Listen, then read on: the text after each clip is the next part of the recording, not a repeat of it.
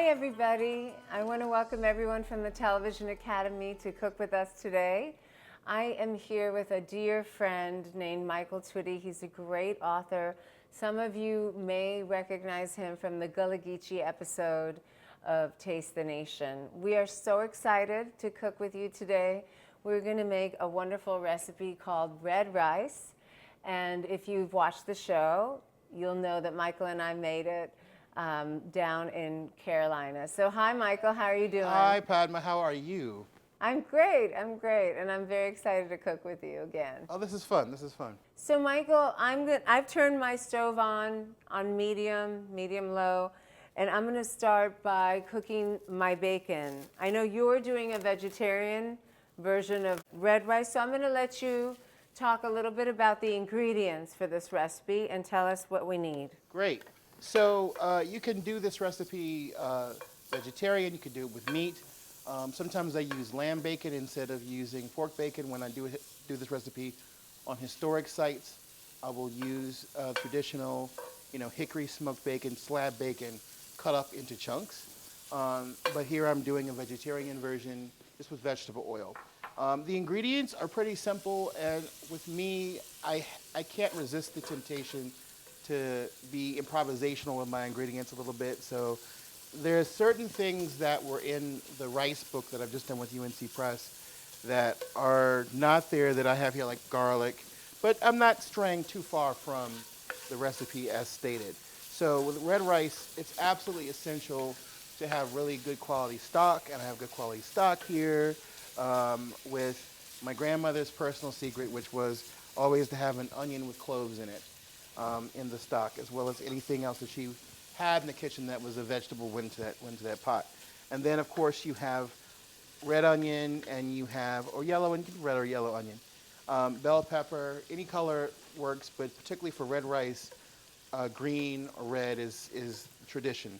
I'm doing two different pots here, so I'm doing one with long grain parboiled rice and one with Carolina gold rice. And then the tomatoes have to be a good high quality plum tomato that really gives the red rice its flavor and its color.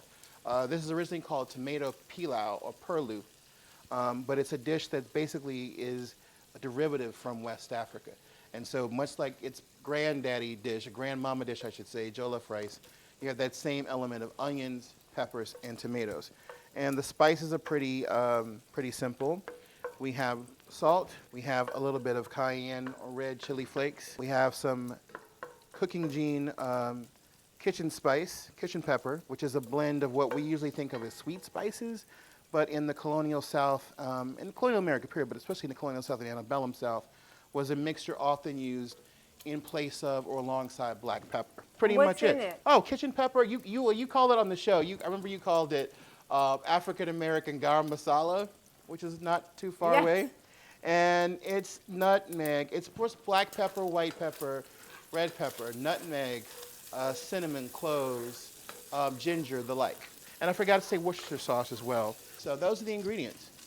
All right, everybody. So I have my sweet spice made very fast with ginger powder, clove, cinnamon, nutmeg. What else do we have over there? White pepper and black pepper. Fantastic. And my bacon, and I'm browning my little bacon. It's all really nice and crispy. So I'm gonna take a minute to carefully take out a lot of that grease. You're gonna find this really funny, but my grandmother used to use her church fan as her shield between her and the bacon grease. That makes total sense. A little bit of divine intervention on that. Why not? Frying the bacon. Always need. So I don't know if you can see into my pan, but look at this bacon. It's all nice and crispy. And I've left a little bit of the fat in there. And now I'm gonna throw in my onions, right? Yep, I'm about to do the same thing. And it's interesting to me that there's no garlic. For the book rice, I kind of like went with some of to honor some of the, doyens of it. I have a little garlic with me, but you can always do garlic. But this is a very strict, kind of like a beginner's version. So, but you can definitely do garlic if you have it. I am. you see this little tool I have here?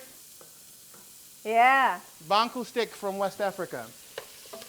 I love that. I want one.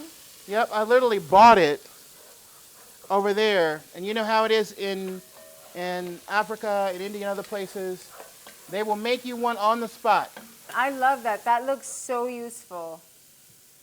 I love kitchen. My favorite thing to do is hunt and gather kitchen instruments or utensils from all over the world, especially if they're vintage ones. I have a Chinese grain grinder made out of iron, which I have never taken off the top shelf, but it's there, giving me joy from up there, even though I've never used it. But that wooden utensil I would use every day. And just so we add a little bit of garlic, I'm going to add a little garlic powder to this. Fantastic. I'll do the same.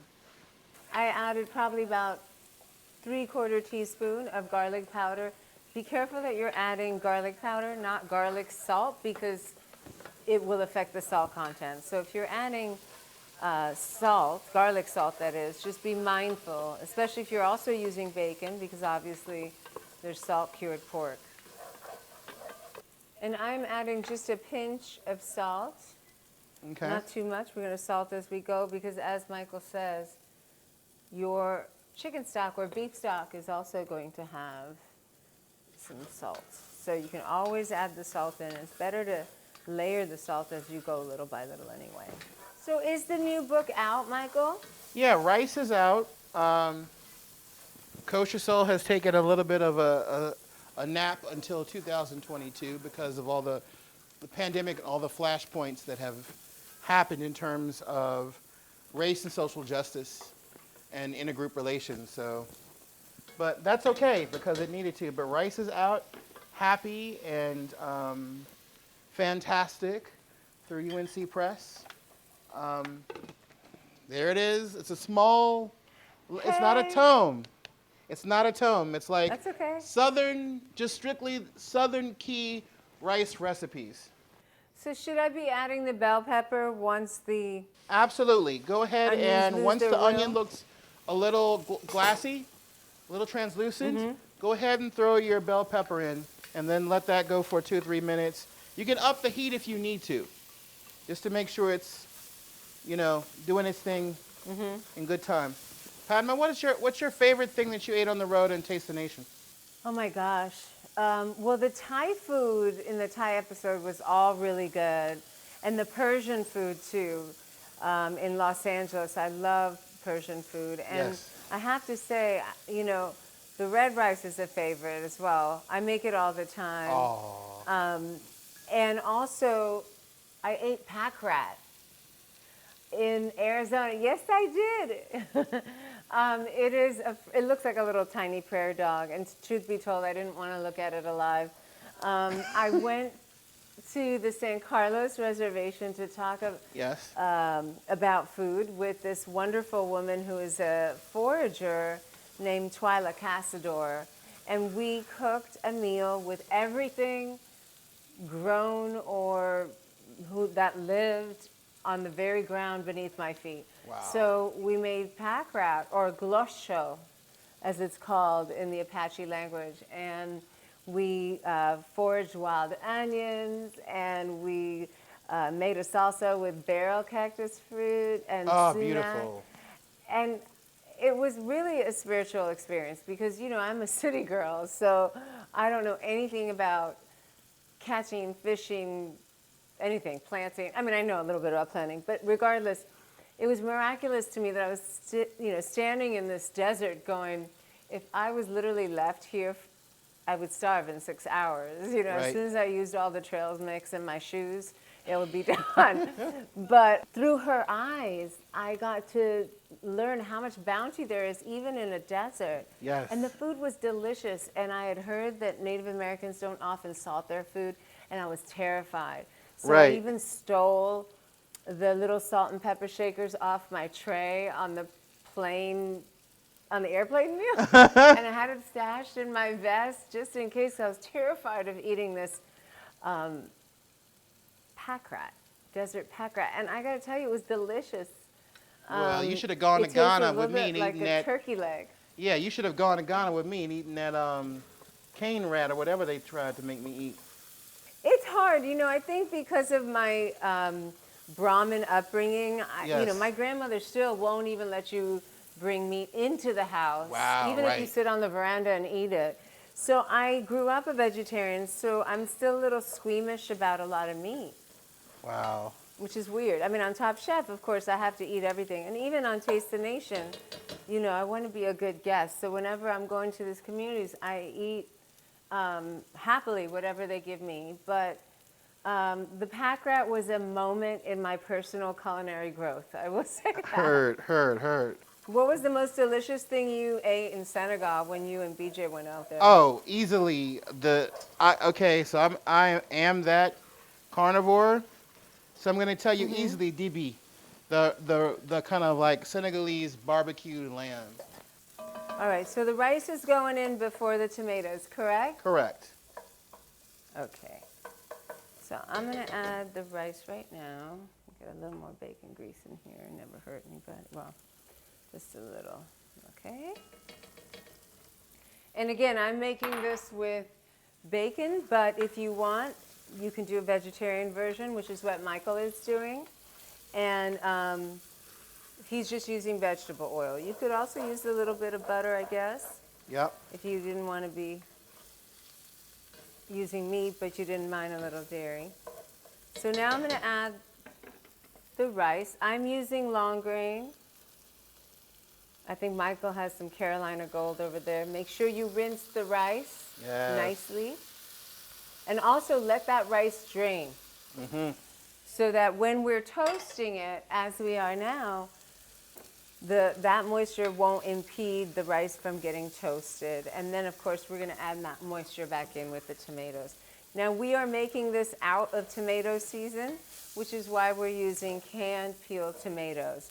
If you used canned peeled tomatoes, I recommend San Marzano. Yes.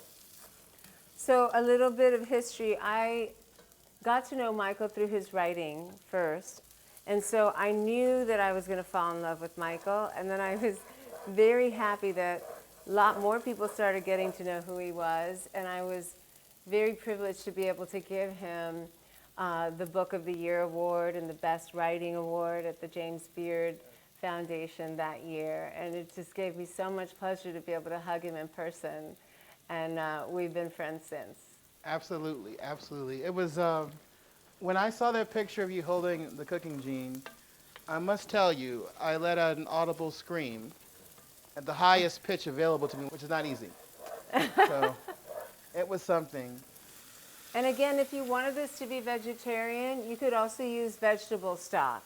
If you use vegetable stock and you have a little extra time, I would say make your own vegetable stock. It's going to be much richer, more delicious. Use a lot of aromatics like onion and ginger and garlic or scallions, layer the alliums. And also use a lot of spices and herbs like oregano and thyme and things like that.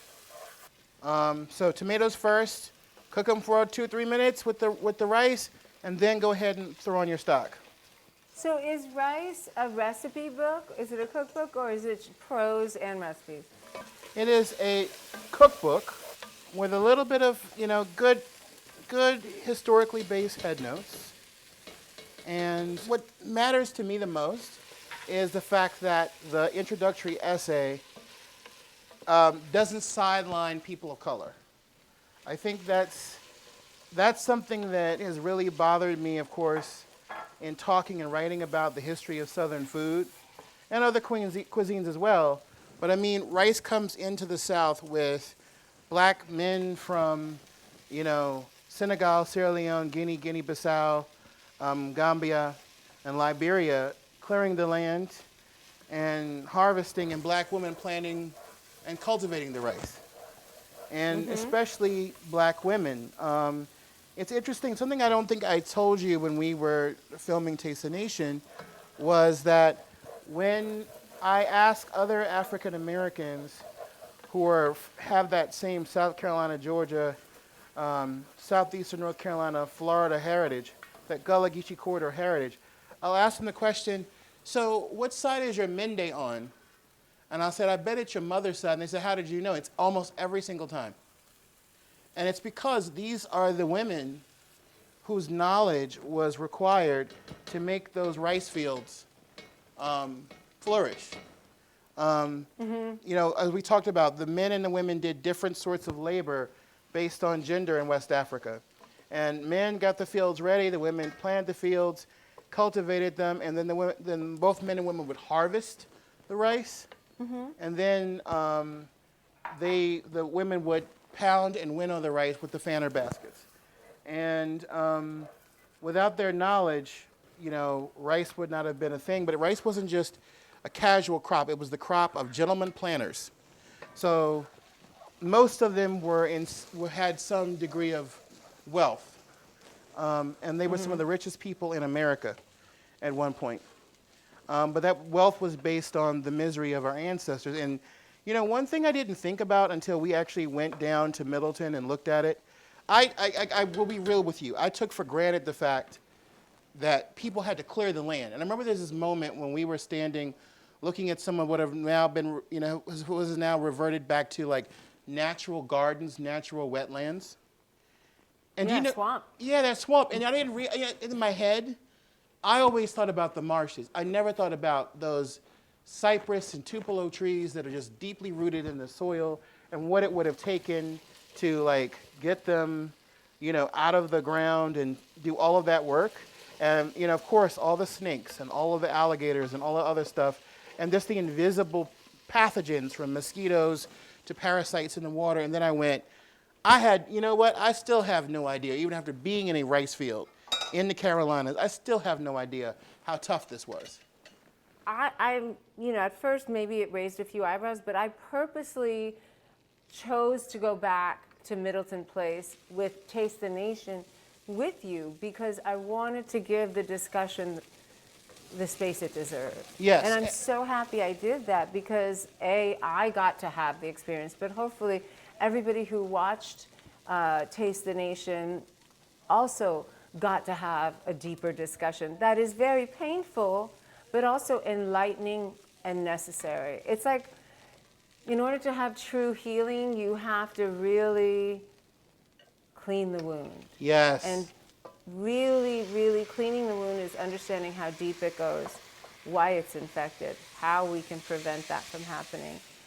So, Michael, I just want, you know, for me, I think so much happened in our world from the time that you and I went to Charleston, hung out with BJ Dennis, spent time there, and then, of course, our world exploded, and then our show came out, actually on Juneteenth, which I thought was a good omen, was very auspicious.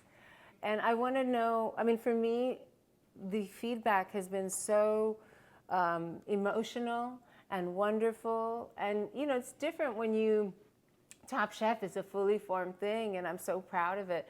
But I have a big, huge crowd of people who you don't see behind the camera who build that show, and that show is fully formed.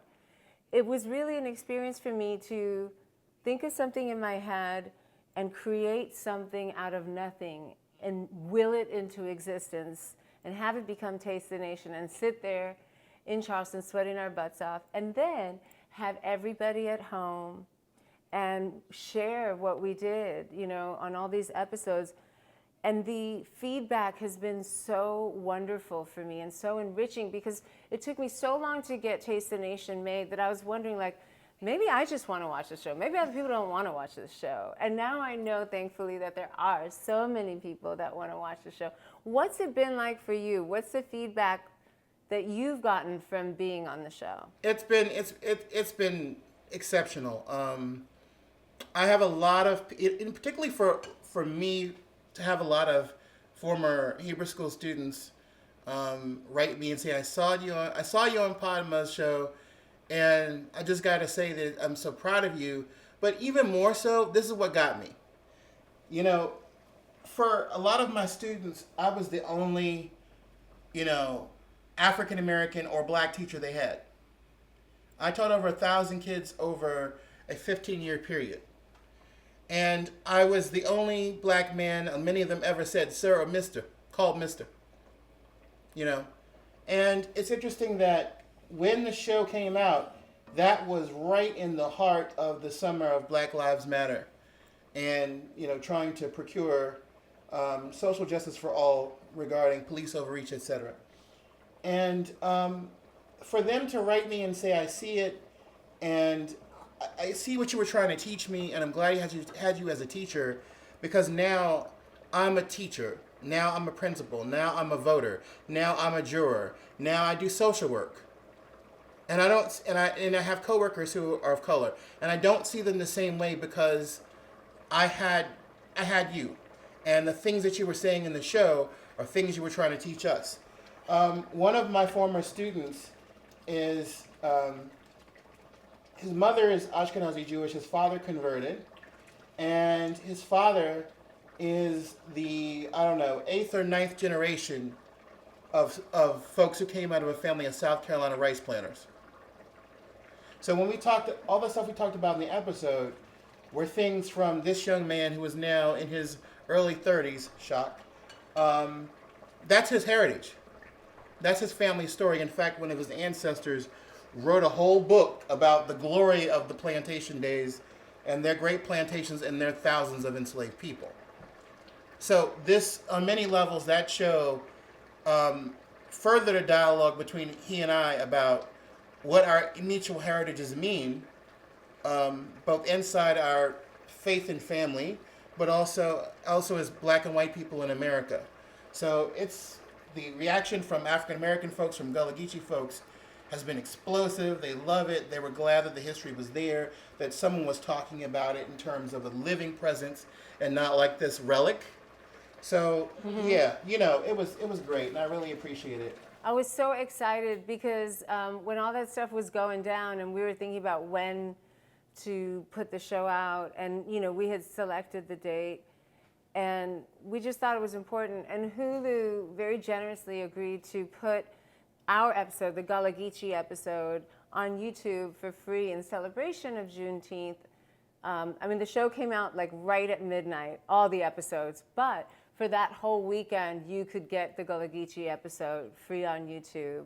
And I love that. They've been really supportive, and I can't thank them enough. Well, for me, that was the only right thing to do. Because at that moment, people were clamoring to understand how we got here. They were clamoring to understand all the different ways that systemic oppression, and also just like the struggle to overcome and to achieve, affected our history. And all of that was present in that episode. Can I ask you a question? So we're kind of like rice cousins. Yes. I've told people that, if a being from outer space was going to come down to Earth and like catch the average human being, it wouldn't be somebody on a sitcom or a streaming series. It would be a woman of color in a rice field somewhere in Africa and Asia. That's the most common human being on Earth. And rice bonds the cultures of Italy with West Africa, with Southeast Asia, with South Asia, South America, and beyond. So what is it like to come from a very rice culture and rice people, and see the dishes of other rice people? Are there things that you see? Do you look at the food sometimes, recipes, and go, we don't do it that way, but that's interesting, or go, we should do it that way? You know what I'm saying? How do you process totally. that? I'm a complete rice snob. If I'm being honest, and I have to be, I'm a complete rice snob. I really admire Iranian or Persian rice traditions, but they're using basmati. They're using Indian rice too. I do identify with a lot of different cultures and what they do. I am in awe of communities like the Chinese and the Thai, because they're able to make the noodles out of rice, which we do too, but it's not as prevalent. North India is more wheat-based. That's why you get the flatbreads like roti and naan and stuff. South India, where I'm from, it's total rice growing country. And so even growing up in this country, we had a milk can, like a metal milk can that was about 3.5 feet tall. And my dad painted it brown to match the trim on my mom's cabinets. And you could never lift that thing. And it was right next to the stove. There was a little space between the stove and the fridge, and that is where that milk can lived. And that milk can was constantly filled with rice. And if it ever got low, you always knew you needed to buy rice, but how low you had to bend down to grab a cup of rice. Yes. And when you were bending down too much, my mother would say, who's going to go get the rice, you or me? And they would go on their lunch break. My mom was a nurse. She's retired now at the hospital. They would take their lunch hour to go and buy these huge jute sacks of 25 pounds, 30 pounds of rice. And my house was never without rice, ever. Like, I can't go 3 or 4 days without rice myself.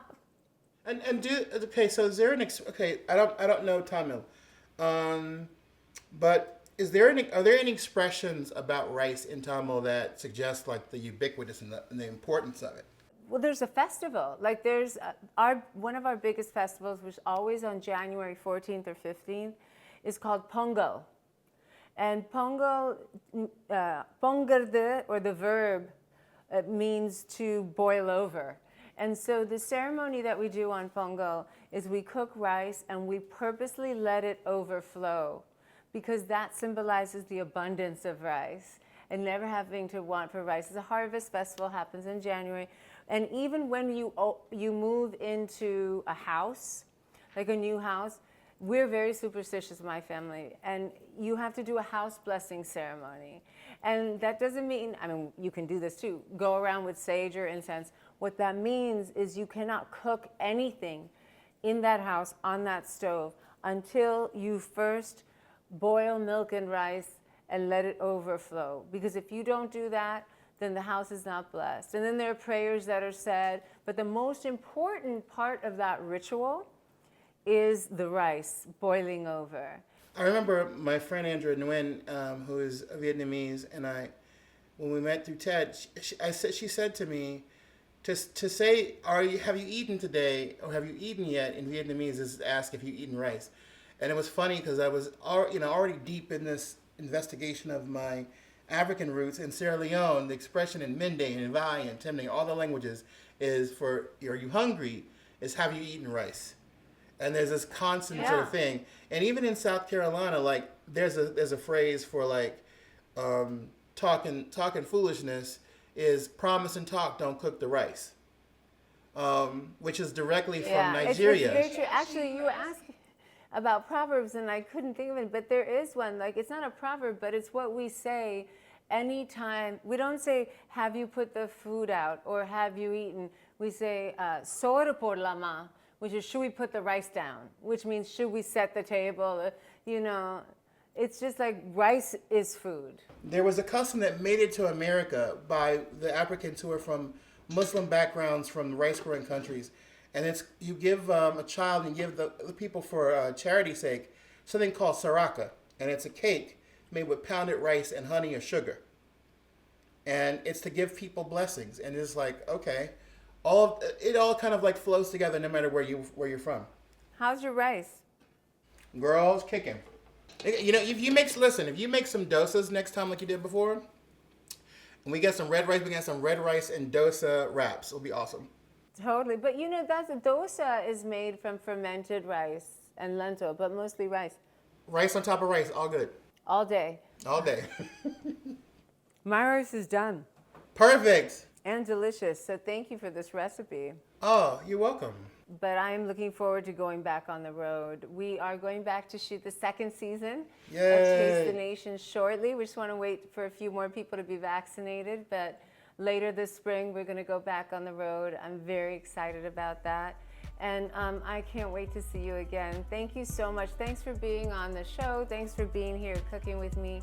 And thank you so much for your friendship. Everybody, thanks for joining us. And please remember, Taste the Nation when you're considering who to tick off on that sheet. Bye.